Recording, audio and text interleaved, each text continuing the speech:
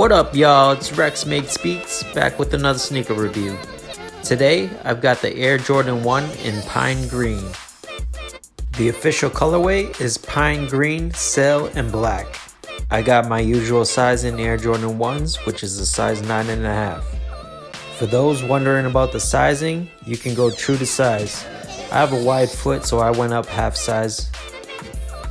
The Air Jordan 1 features a smooth, buttery leather throughout, with hits of tumbled leather on the toe box and the mid-side panel. The Air Jordan 1 Pine Green is pretty much the same color blocking as the bred toes. You've got your Air Jordan Wings logo embossed in black at the ankle area. The sneaker features an all-rubber midsole, which houses the Air sole unit for maximum comfort. The outsole is in pine green and features a star pattern along the toe. The sneakers also come with a set of pine green laces.